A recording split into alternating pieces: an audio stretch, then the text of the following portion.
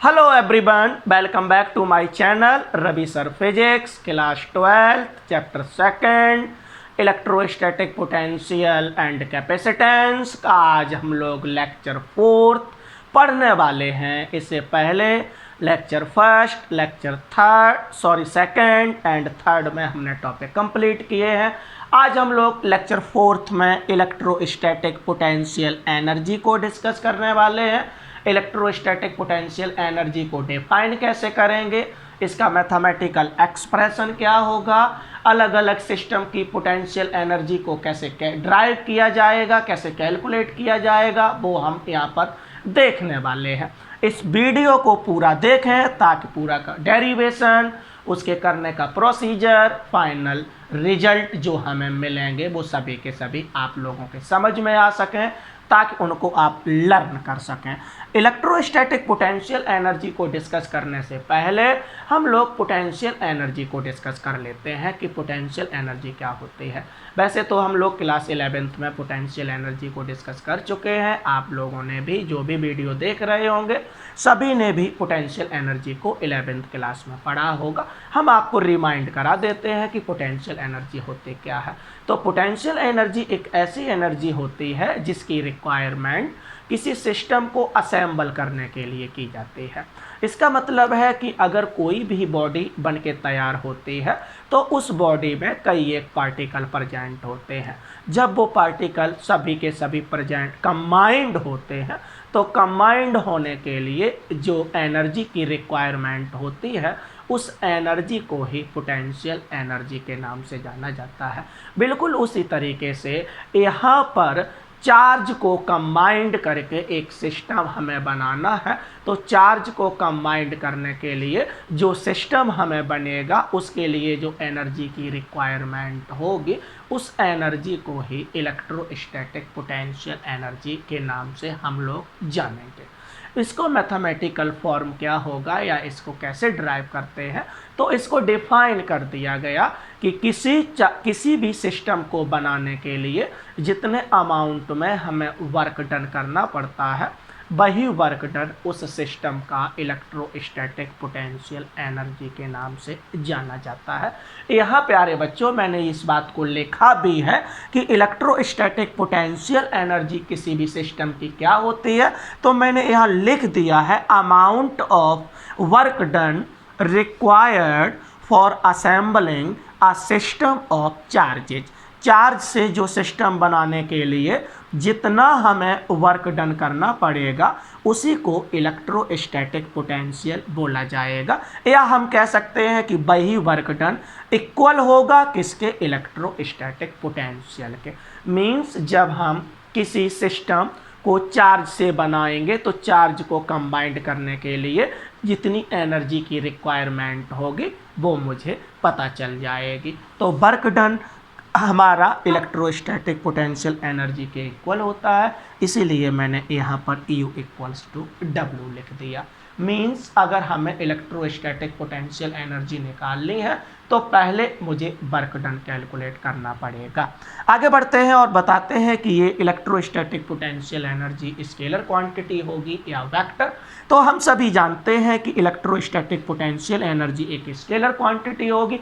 क्यों? क्योंकि इस electrostatic potential energy work done के इक्वल है, इसलिए इलेक्ट्रोस्टैटिक पोटेंशियल एनर्जी जो है वो एक स्केलर क्वांटिटी होगी। SI यूनिट की बात करते हैं तो इसकी SI यूनिट जो है वो जूल होगी। ये आप लोग ध्यान रखेंगे। अब हम लोग इलेक्ट्रोस्टैटिक पोटेंशियल एनर्जी का डेरिवेशन करते हैं। डेरिवेशन करने के लिए मेरे पास कंडीशन है कि एक ऐसा सिस्टम जो दो चार्ज से बना हुआ है, ऐसे सिस्टम की इलेक्ट्रोस्टैटिक पोटेंशियल एनर्जी कितनी होगी ये हम लोग ड्राइव करने वाले हैं।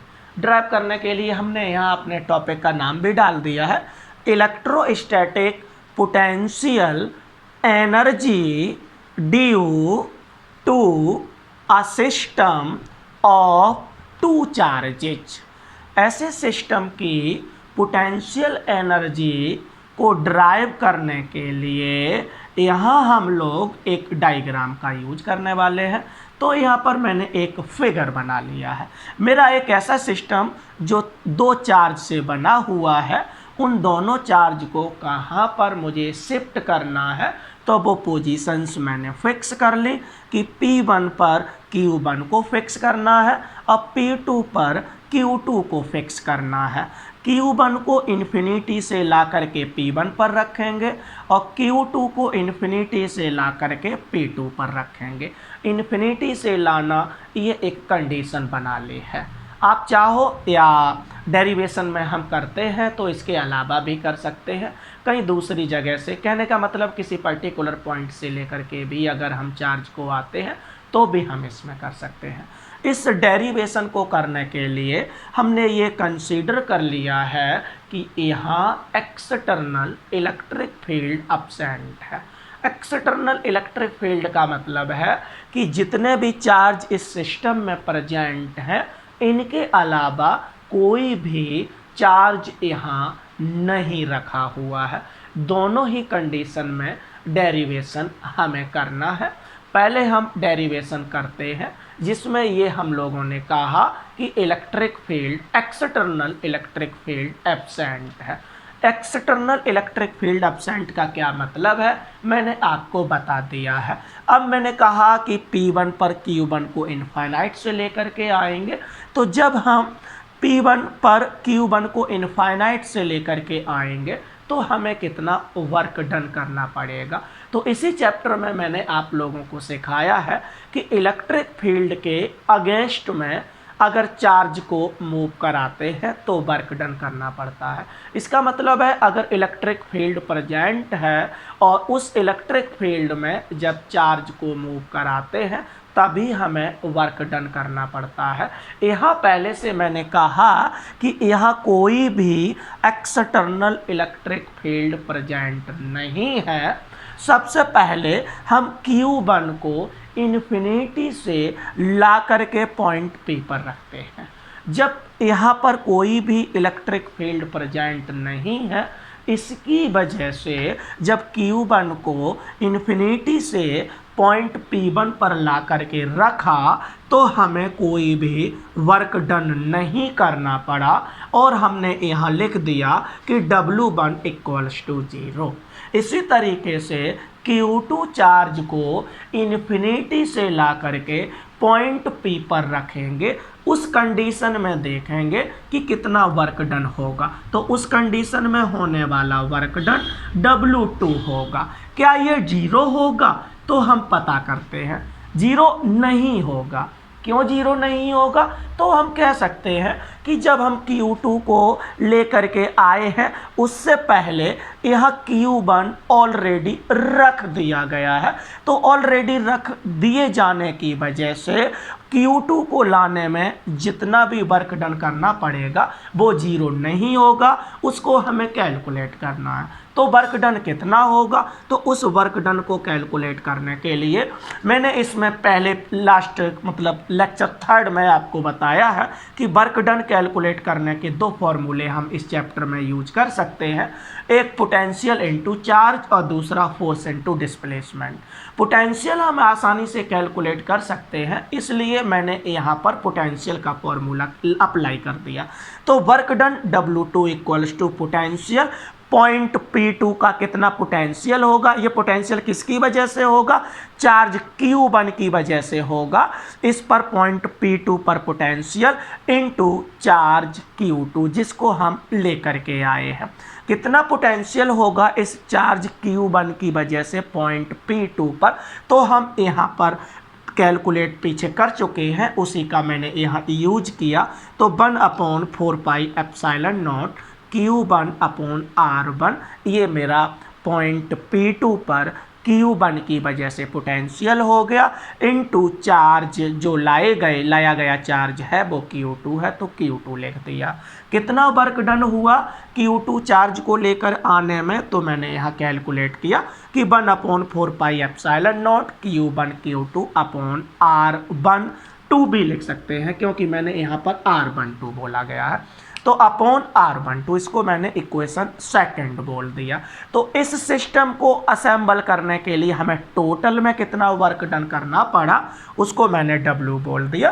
टोटल वर्क डन कैलकुलेट करने के लिए मैंने दोनों वर्क डन का सम कर दिया, तो W1 प्लस W2 कर दिया। इक्वेशन फर्स्ट और सेकंड से W1 और W2 की वैल्यू को मैंने यहाँ पर अप्लाई किया। W1 की वैल्यू 0 है और W2 की value 1/4 pi epsilon not Q1 Q2 upon R12 है। तो मैंने जब अप्लाई करेंगे तो यहाँ पर सॉल्व करने के बाद मुझे कितना मिलेगा, तो 1/4 pi epsilon not Q1 Q2 upon R12 मिलेगा। तो इस सिस्टम को असेंबल करने के लिए मुझे टोटल में कितना वर्क डन कैलकुलेट करना पड़ा, कितना वर्क डन करना पड़ा उसको मैंने ड्राइव करके पता कर लिया। प्यारे बच्चों, यहाँ पर कुछ लोग 1/4 पाई एप्सिलॉन नॉट की जगह पर के का यूज भी कर सकते हैं। के Q1 Q2 अपॉन लिख सकते हैं, क्योंकि के एक प्रोपोर्शनलिटी कांस्टेंट है तो हम के का भी यूज कर सकते हैं। इसका यूज तभी किया जाता है जब सपोज कर लिया जाए कि सिस्टम जो है वो मेरा एयर या वैक्यूम में रखा हुआ है, तो उस केस में 1/4 पाई एप्सिलॉन नॉट लगा देते हैं। तो मैंने वही किया और इसके लिए मैंने ये लगा दिया। तो टोटल वर्क डन मैंने कैलकुलेट कर लिया और हम जानते हैं कि टोटल वर्क डन ही उस सिस्टम की इलेक्ट्रोस्टैटिक पोटेंशियल एनर्जी बोला जाता है। इसी की वजह से मैंने टोटल वर्क डन को पोटेंशियल एनर्जी के इक्वल कर दिया। और पोटेंशियल एनर्जी इस सिस्टम की हमें कितनी मिलती है, तो 1/4 pi epsilon not Q1 Q2 upon R12 मिलती है। ये मेरे सिस्टम की पोटेंशियल एनर्जी है। इस एक्सप्रेशन को देखने से पता चलता है कि यहाँ सिस्टम की पोटेंशियल एनर्जी जो है वो इंटरेक्शन की वजह से होती है, क्योंकि यहाँ एक्सटर्नल इलेक्ट्रिक फील्ड प्रेजेंट नहीं था, एब्सेंट था। इसकी वजह से यहाँ जो भी वर्क करना पड़ा तो वो इंटरेक्शन की वजह से करना पड़ा। इसलिए इसको हम इस एक्सप्रेशन को ये भी कह देते हैं कि ये इंटरेक्शन की वजह से इलेक्ट्रोस्टैटिक पोटेंशियल एनर्जी है। तो ये मेरा डेरिवेशन था जिसमें मैंने सेकंड मतलब 2 चार्ज के लिए इलेक्ट्रोस्टैटिक पोटेंशियल एनर्जी को ड्राइव किया है। अब हम लोग एक ऐसा डेरिवेशन करने वाले हैं जिसमें सिस्टम 3 चार्ज से बना हुआ है। अभी हम लोगों ने एक ऐसा डेरिवेशन किया था जिसमें सिस्टम 2 चार्ज से बना हुआ था। इसी तरीके से अब हम लोग एक ऐसा डेरिवेशन करने वाले हैं जिसमें सिस्टम 3 चार्ज से बना हुआ है। तो 3 चार्ज के सिस्टम में क्या क्या पोजीशंस होंगी वो मैंने यहाँ पर ऑलरेडी फिक्स कर रखी हैं। यहाँ पर मैंने सपोज कर लिया कि ये P1 पोजीशन है जहाँ पर मुझे Q1 को ला करके रखना पड़ेगा। ये मेरी P2 पोजीशन है जहाँ मुझे Q2 को ला करके रखना पड़ेगा।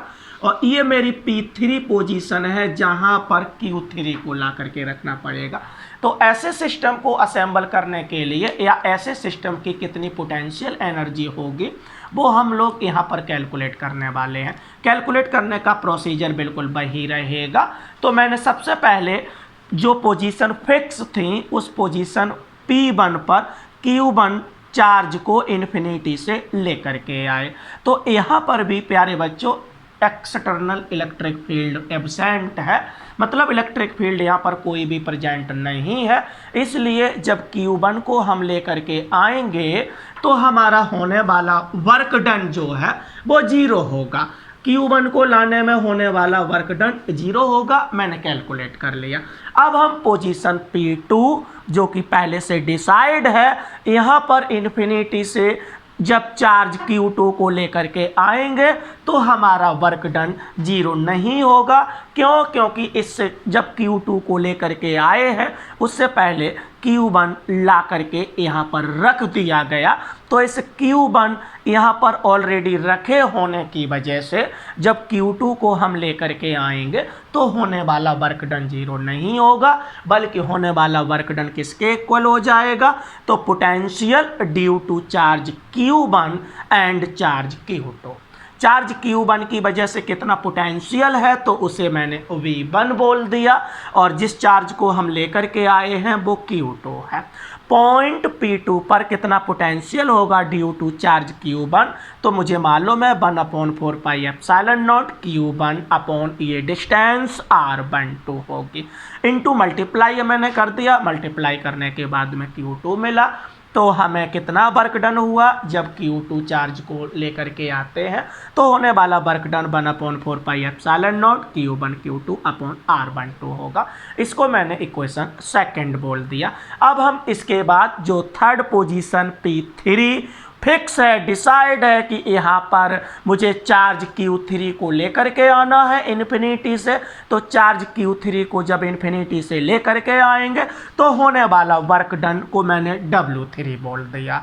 ये भी जीरो नहीं होगा क्योंकि इससे पहले अब हमारे चार्ज दो ऑलरेडी यहाँ पर रखे जा चुके हैं, एक Q1 और दूसरा Q2।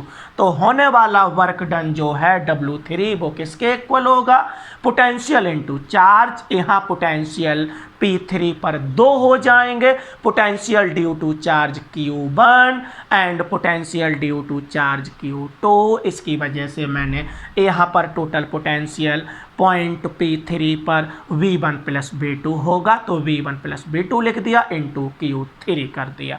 V1 की वैल्यू कितनी होगी, तो 1/4 pi epsilon not Q1 upon R। ये डिस्टेंस जो है, इस डिस्टेंस को मैंने R13 बोला है, इसलिए यहाँ पर R13 लिख दिया, प्लस 1/4 पाई एप्सिलॉन नॉट। इसकी वजह से जो होगा वो चार्ज यहाँ पर Q2 मैंने कर दिया, और डिस्टेंस यहाँ से यहाँ तक कितना है, तो R23, तो अपॉन में R23 कर दिया, इनटू चार्ज जो है वो Q3 हमारा यहाँ पर है। मल्टीप्लाई किया Q3 का, ब्रैकेट को ओपन किया तो W3 equals to 1/4 pi epsilon naught Q3 upon R13 हो जाएगा, plus 1/4 pi epsilon naught Q2 Q3 upon R23 हो जाएगा।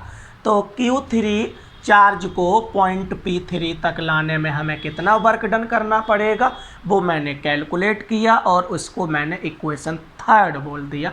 अब हम टोटल वर्क डन को कैलकुलेट करने वाले हैं। टोटल वर्क डन कितना हो जाएगा उसको मैंने W बोल दिया। टोटल वर्क डन किसमें हमने किया, सिस्टम को, पूरे सिस्टम को असेंबल करने के लिए। तो total work done W equals to क्या हो जाएगा, W1 plus W2 plus W3।